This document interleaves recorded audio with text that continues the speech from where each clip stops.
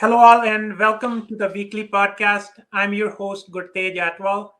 In today's podcast, we have an accomplished policymaker who motivates everybody around him. We'll learn from his experiences and lifelong learning in policymaking. We thank and welcome San Joaquin County Supervisor Miguel Villapudua. Good afternoon, and thank you for having me. I really appreciate it. It's a pleasure to Now, be here. thank you very much, Miguel. So, Miguel, majority of us we know you. You are a grassroots person, always involved in the community. So, but for our audience, they want to learn a little bit more about you. Will you please share your personal and policy making journey with us? Sure, absolutely. Well, you know what? I was born and raised there from a rather large Hispanic family, and I have two brothers and two sisters. And you know what? Grew up on the east side of Stockton. Went to Franklin High School, Delta College, and I got in the early age. I got into real estate, and then I got into the transportation business. And later in life, my cousin Carlos Villapudua, who's now the assembly member, he appointed me to the Planning Commission, and that was a lot of fun. So from 2008 to 2016, I was actually a planning commissioner for San Joaquin County, and that kind of opened the doors for a lot of different things. I got to meet a lot of good people, and I got to see how basically the county works and how planning was. You're a planning commissioner, right? So you kind of know. You meet a lot of people, and you can see what kind of businesses are going to be opening in the county, and you get to have your input and so forth. And then basically around 2015, 2016, my cousin Carlos basically said, "Hey, Miguel, why don't you run for office?" And I thought long and hard about it and talked to a lot of people and supporters, and I decided to run, and it's been a blessing. So I do thank my cousin Carlos for that. It's been a blessing, and I've gotten involved in the community, and I've went on a hands-on approach, and met a lot of good people, and I tried to help a lot of people along the way, and it's been a blessing. It's been fun. No, thank you very much, Miguel. Yeah, you are always with the community. So I Thank was you. just saying, so maybe more than 200 events you attend in a year. So working Oh yeah. 6 days Well, a week. yeah. You know what? Actually, you know what? The events are there's a lot of events, and there's also a lot of committee meetings. I'm on 21 committees, and between the committee events and the meetings, and the meetings you have with individuals in the community, you're spread pretty thin. So it's a interesting job because you're always shaking and baking. You're always moving, and the phone rings a lot. You get a lot of texts. My phone's ringing right now. You get a lot of texts. You get a lot of phone calls, and you're always on the run. And you got to have I never had a calendar before I was in office. I kind of just remember what I had to do. But now, if I don't have a calendar, I'm pretty much lost. So, Yeah, no, it's a different way of working. Like you are one of that policymaker who right, wants to be with the people. So right. 200 events, that's maybe the base margin, but you tend to attend a lot and working 7 days a week. So do you think that that kind of experience or that kind of exposure, just being with the grassroots people, it helped you understand more what the grassroots issues are? Well, absolutely. You know what? If you're in touch and you're engaged in the community, and you talk to people and you go to different events and you meet different people, and you kind of know more or less what's going on, and you're engaged, I think it makes it that much easier to make decisions. For the community, you make common sense decisions. You know what makes sense because you're engaged and you're involved. And so I'd like to say that I've been in office going on 5 years now. I've made a real good effort to connect with everyone and try to be engaged, and try to make every community event I can, and make common sense decisions for people to have a good quality of life. Yeah, no, absolutely. We all see you as a facilitator, not somebody who is not reachable. You are always there, and you tend to solve problems by engaging people.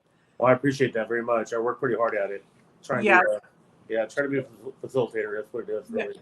So you have a long experience, like you are involved in policy, and you were your education. You are part of Stockton since long, and in policy making since 2008. So, what kinds of prominent issues you think that our Central Valley, especially San Joaquin County, has, and what is your approach towards that? Well, you know what? The issue that comes up in every discussion is probably homelessness. There's a big, obviously everybody that's on their mind: illegal dumping, homelessness, COVID's a big issue. but you know what? You try to give it your best. The homeless issue, I believe, is more of a California issue. I mean, if we were to, if you were to go up and down the state of California, there's a homeless issue, and it's a California problem, is what I see. But everybody wants to talk about it. Like, what are we doing about it? You know, we try to build shelters, but the problem is it's wraparound services for everyone. Everybody needs help, but it can be overwhelming. You know, we have between 2,000 and 3,000 homeless people in San Joaquin County, and there's surrounding counties that have the same issue. So as many people as we want to take care of, believe me, if we're taking care of them, they will come here, and we're always going to have that issue. Right. So that's probably the biggest issue that everybody wants to talk about at the moment, and, you know, in our discussions. So we're always trying to, you know, create action by thinking of different ways to help people, either that being shelters or going out in the streets and try to feed the homeless or create shelters. And you know, the bottom line is that most of the people who are homeless, they have to want to be helped, and a lot of times we want to help them, they don't want to be helped. So we're always fighting that battle of let's help the people who want to be helped, and the people who do want to be helped. Yeah, you know, they're gonna do their own thing. That's the problem. Right. No, Miguel, you are like a hands-on person who likes to work with the communities, who have seen you at many cleaning up events and talking about the homeless thing. Your office is always proactive. Right. It helps finding beds for the homeless. So, what do you expect from the common citizens? So, how they should be educated about the homelessness issue and how they can add value in that? Well, recently in our last board meeting, probably I want to say 2 meetings ago, we basically issued funds to different cities. I want to say we give the city of Manteca 2.5 million, the city of Lodi, I want to say 1.5 million, the city of Tracy. You know, we offered the city of Stockton 6.5 million, and they're still debating it. So basically, you know, we're trying to give the cities an opportunity to help their cause, you know, to help the people they have and the issues they're having. But it has to be a team effort between the cities and the counties. It's a big issue that needs to be looked at from everyone, not just the county, but all the cities. And we're trying our best. Like I said, I believe that we need more state and federal help. It's just a big issue, and you know, nobody wants to see homeless people in their community. You know, they pay taxes and they demand clean streets, and you know, they don't want to see what's going on the side of the freeways and in the parks. So I get it. I'm just as frustrated as everybody else. But Right. as soon as we do a cleanup and we move them, they can be back within, you know, 7 days. And we're always fighting that battle. And law enforcement is frustrated also because, you know, they're trying to help us. They try to help, you know, clear areas. And as soon as they clear the area, they're back. So it's very frustrating. Right. No, there's not one solution, as you mentioned. Yeah, all the cities have to be involved, all the citizens have to be engaged. The Right. smaller approaches maybe eventually will get a good solution about it. Right. And, about the water storage, so you always voiced at the Capitol opposing the Delta Tunnel, and you wrote letters as well in its Right. opposition. Right. So Water's always going to be a big issue. right. The problem right now is there's not enough water. I mean, we're in a drought, and unfortunately, we need a snowpack, and we need to refill our reservoirs, and very complicated issue because water is the new oil, Right. and it's we just need more of it. We need to pray for rain. We need more water. We need a snowpack, and it's kind of tough to argue about something we don't have a lot of. You know what I mean? Right. So it's very difficult. Yeah, no, absolutely. Everyone has to be educated. Yeah, these are the some concerns that in Central Valley, so that you are the policymaker, you are at the first forefront of those. But yeah, we should be talking about this so we can help you, kind of guide you through. So how Right. these issues can be approached. Right. So then, as your education was from Stockton, so throughout your whole life you stayed here. So one trend we are seeing that whoever is getting, like, after college, getting colleges from somewhere, they are not moving back to where their schooling was, Right. and there's a kind of a brain drain. Well, And you know what? If you're from Stockton, if you have your roots here, you're going to want to come back. You know, right. if people get an education and they decide to leave, I get it. But the people who were really born here and their parents are here, their families here. I'm Hispanic and I have a large family, and I wanted to be home and I want to be next to my family. You know, I stayed home, and and a lot of my friends did too. And I believe it's your roots. You're gonna want to be where your roots are. So Yeah, no, absolutely. One can add more value.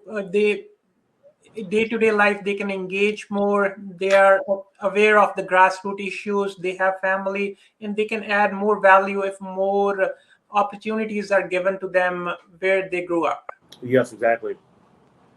Right. Yes, And for the literacy front, you are a huge proponent that everybody has to be literate. Everybody should yes, be, the kids should be reading, they should be better facilities, they should be yes. learning the skill set. So, from that perspective, what are your thoughts? So, how that can be improved? Well, you know what? We need more books. We need more children to be focused on reading. We need there's too many social activities right now as far as phones and social media. So we're trying to get back into the aspect of education. When they go to school, learn how to read a book instead of looking at your phone. Read a book, and it's a huge issue for a lot of people. And our education system is. I think it needs a little work. We need to focus more at a younger age. I'm on a committee called First Five right now, and it's for children 0 through 5. And I think that's when a child develops their mindset. And as many more books we can put in front of a child 0 through 5, so they can at least look at pictures and start to read and try to focus on mental images of reading. I think it'd be better for everyone in the future. Right. Yeah, no, you did a lot during this COVID. This was a kind of something unexpected everybody has to face. So now slowly, eventually we are moving away and businesses, everything is opening up. So Right. what is the message around COVID to the citizens you have? Yeah, the message is pick up a book and read a book. Right. Focus on your mental state, and stay off social media so much. Social media. I mean, I understand people want to see what's going on, but opening a book and reading a book, especially for a young child in high school or middle school or elementary, that can go a long ways. And your education was from Delta School, I went Delta to Delta College. College. Yes. Yeah, so Delta College is a very good resource here. We have to teach the skill sets. So Absolutely. how do you encourage kids so they should be more learning towards the skills, towards the trades? Eventually, they can move on. It's a good question how to approach it. But my message is, hey, listen, stay off your phone and pick up a book and try to make yourself a better person by reading. And it's hard to say because these phones are attached to us; they're a part of us. But my message is, read a book. Right. No, thank you. And another thing, what we are seeing with this COVID is like everybody was home, they needed to go out, like Right, the bike lanes and all that thing. So in San Joaquin County, we have not that much bike lanes. So, right. what is your thought in that direction? Because eventually, uh, that is a good habit where one gets out of their home, gets some exercise, and gets some free air. It's a tough situation. You know what? Our public works system is amazing. They do the best they can, but bike lanes are a huge asset to the community. And I think in our general plan, if you look for the next 20 years, we are looking at more parks, more bike lanes. We're trying to put the infrastructure in to have more bike lanes. But as of right now, the roads are dangerous to put bike lanes. Some of these rural streets are like freeways. People are traveling very fast. Yeah, no, absolutely. It's always advisable for citizens to take caution, and wherever they have the bike lanes, please use them. Unless, Right. yeah, there is planning and everything is in place. Eventually, we'll get there. Correct. And logistically, our San Joaquin County, I was reading that is the at the numbers two throughout the United States from the logistic part, like trucking, all the warehouses. So it's at the top. So what's your message for all who are involved in the logistic business? So that is growing. So how they can improve themselves and grow in that business. So the question again is, I'm sorry. So the logistics, like the Right. trucking industry and warehouses. So San Joaquin County, it is at #2 place Right. throughout the United States. It's one of the logistic hub like No doubt Tracy, about it. Yeah. Lathrop. So how do you think that will change the whole dynamic of our San Joaquin County? It's a good question. There's no doubt about the logistics have taken over San Joaquin County. If you go to Tracy, I mean, some of the size of the warehouses, they're Prologics. Some of their buildings are just ginormous. And, we have Amazon here. You know what? It's a good question for everyone. I mean, how do we handle it, So my message is, you know what? Go to school, study hard, and get a good job, Right. Yeah. Absolutely. We are having more and more job opportunities with this logistic thing. Yeah, one can learn the trades or those kinds of things related to those and can stay in our San Joaquin County. Right. Yeah, and for the young kids, so who may be thinking like you are very much involved and a role model for many around in the field of policymaking. So some school going or college going student looking towards you and learn from you how they can approach, what steps they can take if they want to be in policymaking. It's a good question. You know what? I recommend they attend as many social events as possible and find out what's going on in their community and make friends. I'm thinking making friends is probably the biggest thing. You never know who's going to be, who can help you. Right. And you're growing up, you're always going to be a politician in life, either by connecting with the right people, making good friends, and working hard and being a good person. You got to be a good person if you want to, if you want to be in this field. And, majority of people, 99% of the people I meet in this field, they're all good people. And we all have the same meaning, let's make life better for the community. So. Thank you.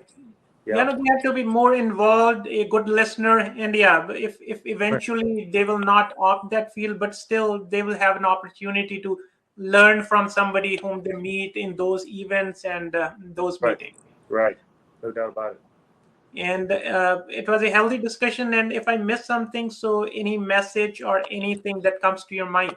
Well, I would say my message is if you're young, I want you to go to school and I want you to study hard and make good decisions in life and make your parents proud because, your parents work hard for young people to have a successful life like my parents did. My parents worked really hard in order for me to be successful in life. And so for all the children out there who are going to school, respect your parents, respect your brothers and sisters, respect your coaches, your teachers, because they're looking out for you and they want the best for you. As an elected official, I can tell you that makes me proud when I go to graduations and to see people succeed. I'm a big believer of faith. So if you have good faith, you're going to do well in life. And so for all these young people, I want you to study hard and listen to your mentors, your teachers, your coaches, your mothers and fathers, and you're going to do great in life. No, thank you very much, Miguel. We all sincerely appreciate your work towards the community as attending, being part of those events. You are taking time from your family, you are taking time from your loved ones to make a positive change in the community. No, I appreciate you having me very much. And to everyone out there, thank you for supporting me always. And I'm always available for any questions or anything like that.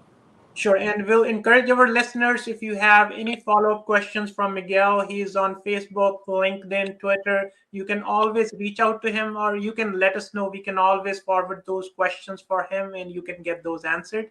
And in the end, I'll again thank you, Miguel. And thank you, everybody, for listening. Anytime. You call me anytime. We'll stay in touch. Thank you. Thank you.